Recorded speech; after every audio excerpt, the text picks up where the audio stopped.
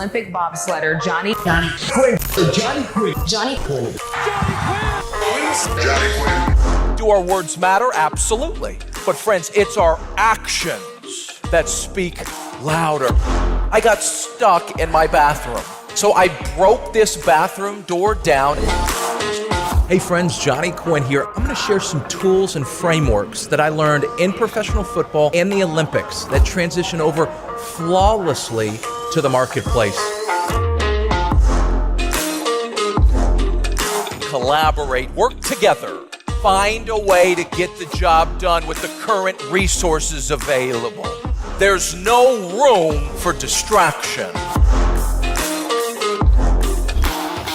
When it comes to selling in any industry, in any economic climate, it comes down to two things. Number one, are you likable? And number two, are you trustworthy? Those two features together, you can be unstoppable in the marketplace.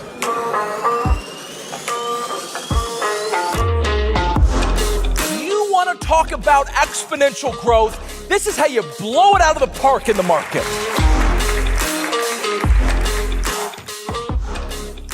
Imagine with me, you're at the top of a mountain, minus 29 degrees, competitors everywhere.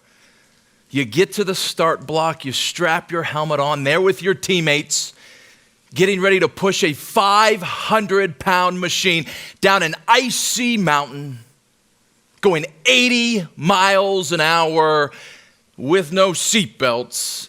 It's a crazy ride. My friends, that is bobsled. And I had the unique opportunity to represent the United States of America on the Olympic bobsled team, to wear the red, white, and blue. I mean, to be a small part of the athlete delegation to compete on the world's greatest stage athletically. It was unbelievable. But it didn't start there. See, I have a professional football background. At 22 years old, I entered the NFL.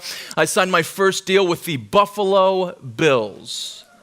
Got some Bills fans in here today. I get to Buffalo, and I get cut. Next year, I get picked up by the Green Bay Packers. We got any Packer fans in here today? We got a couple. I'm in Green Bay a little bit longer, but I get cut again. Agent calls, says, Johnny, I can't find a team in the NFL. I'm sending you north to the Canadian Football League. Did you know they played football in Canada?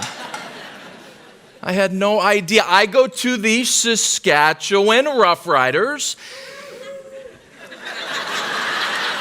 We got some Rider fans in here today. I like it. And so I'm in Saskatchewan. I make the team. I earn a starting spot on the roster. I'm getting great film.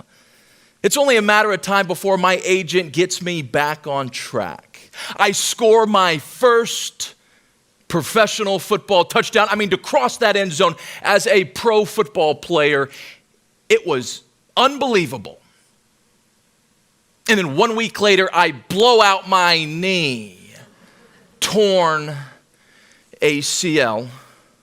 And shortly after that, I was cut again. See, when things get tough, and they do, you and I know this, how do you give more? And so when I think of plus, when I think of in addition, when I think of giving more, what does that look like in real life? What does that look like in your life? And so I'm going to walk us through 4 foundational truths when it comes to giving more, regardless of your background, regardless of your personality, regardless of your belief system. See, it all begins with a decision. There's always a decision. A decision has to be made. Are you all in or are you not? We can't have 1 foot in, 1 foot out. If it goes well, I'm part of the team. If it doesn't, see, I told you. We have to be all in. Now, here's a reality. Can you get through life with never making a big decision? Unfortunately, my friends, the answer to that question is yes, but you will never reach your full potential. And see, if you struggle with commitment, this is a very tough step. But if you want to give more in life, especially during tough times, a decision has to be made. Are you all in? Because what you're going to find is once you make a decision, there is a price to pay. Oh, there's a price. Doesn't have to be financial. I guess it could be. Doesn't have to be. You know, it was interesting. A lot of people don't know this, but Olympic sports in the United States, they are all self-funded. And so when I go out and say, I'm a Texas bobsledder, they say, what in the world is that? And I remember after my first race on the bobsled, I go up to the guys and said, hey, when do we get our checks? No checks. And you want me to do this for 4 years? See, there's a price to pay to giving more. Again, it doesn't have to be financial. Maybe the price is getting off an isolated island and learning how to collaborate as a productive team member. Maybe that's the price. And see, this is where we lose a couple people, right? Because when we make a decision, we're all in. We've got company wristbands. We've got a hashtag. Everybody's wearing the shirt. And then we see there's a cost associated with it. And we lose a couple people here. Because once you pay that price, there is always pain. Doesn't have to be physical pain. I guess it could be. You know, in bobsled, when you take this 500-pound machine down this mountain 80 miles an hour, we wear these Kevlar vests for safety.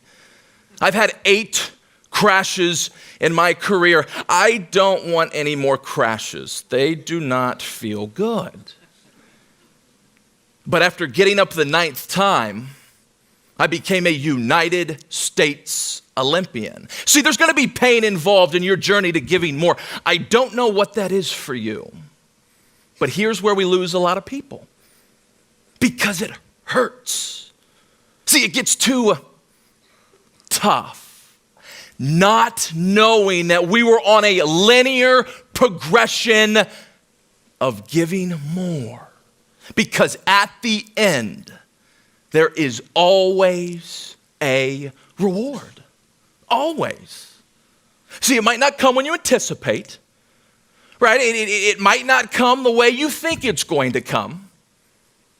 But at the end, there is always a reward. But here's the catch. See, when I made the switch from pro football to Olympic sports and Olympic sports to business, there's a catch in life to giving more. There's what I like to call a daily battle that we all face. Every single morning, there is a daily battle, and it does not go away. As a matter of fact, you will fight this daily battle every breath of your life until you take your last breath. Any guesses on what this daily battle is? What we face every single day. Here it is. Here's what we face. We face comparison versus contentment. Right? Comparison says, well, if I look at everybody else and what everybody else has, then maybe I could get the job done. See, comparison looks at everybody else, where a healthy form of contentment finds a way to get the job done. A healthy form of contentment is not complacency. A healthy form of contentment is not laziness. A healthy form of contentment gives more to get the job done. And when I was in the NFL, I lost a lot of days to this battle. I lost a lot of days to comparison. I mean, maybe if I was 4 inches taller, I could have played longer. Maybe if I had a bigger named agent, I could have played longer. Maybe if I went to a bigger university, I could have played longer. See, I wasted a lot of days to comparison. Or when I made the switch to Olympic sports, I was not perfect, but I started winning more these days with this healthy form of contentment. See, the ideal bobsledder, if you could chisel the ideal bobsledder in the Olympic Games, they're 6'3", 235 pounds. I'm 5'11" and 7/8. And I'm 220, but I'm going to find a way to get the job done. And here's the thing about this daily battle, is that it doesn't matter where you live. See, it doesn't matter what you drive. It doesn't matter where you vacation. Every single morning when you get out of bed, you get to choose. Am I going to walk in comparison today or a healthy form of contentment?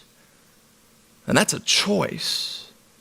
You know, it's interesting, these concepts of making a decision, paying the price, right? There's going to be pain or rewards involved. See, what happens is sometimes we put up these fences, and these fences of what I like to call pride. These fences creep up and say, wait a second, that's an interesting concept, but you don't know me. You don't know my background. You don't know what I've experienced before. And so there's no room for change. We have this pride that doesn't want us to change. So let me ask you this question. If you're a parent in here, I already know the answer. Would you lay your life down for your child? As a matter of fact, you would. I know that. You know that. We all know that. So let me get this straight. You would lay your life down for your child, but you wouldn't change for your child? See, every morning when you get out of bed, I'm not asking you to lay down your life. I'm asking you to change for more. For your children, for this next generation, for the people that you do life with. You know, every day in the NFL and CFL, I didn't know if I was getting cut or going home. I didn't know what it was. Every day was different. But today, I am a United States Olympian. I don't know where you're at today. But what I do know is that tomorrow can look different. And my friends, I've got some wonderful news. You get to choose. And that choice is giving more. Thank you so much for your time.